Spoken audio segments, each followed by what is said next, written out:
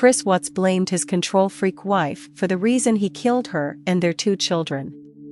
The community was left confused and shocked after discovering that Chris had strangled his pregnant wife, Sean Ann, and their 2 daughters, Bella, 4, and Celeste, 3, in their Colorado home on August 13, 2018, after fooling others into thinking he was a devoted family man. He then disposed of their bodies in oil barrels in a remote desert area. Chris then claimed he had nothing to do with their disappearance and was on television news outlets begging for them to come home.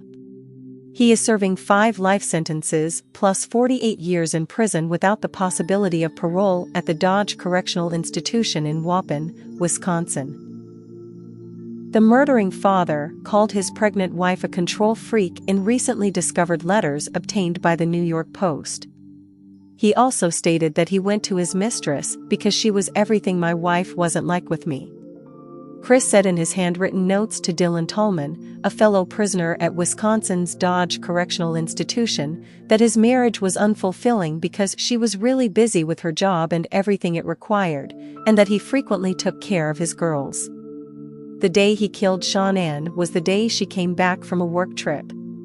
He sought comfort from his mistress, Nicole Kessinger, who he wanted to be with.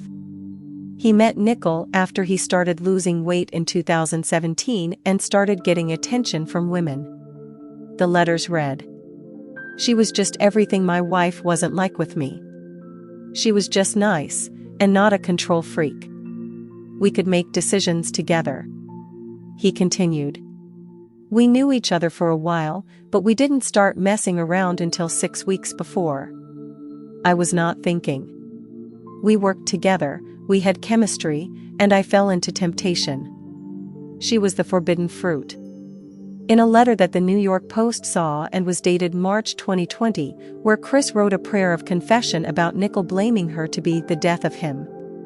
He wrote, "The words of a harlot have brought me low. Her flattering speech was like drops of honey that pierced my heart and soul. Little did I know that all her guests were in the chamber of death.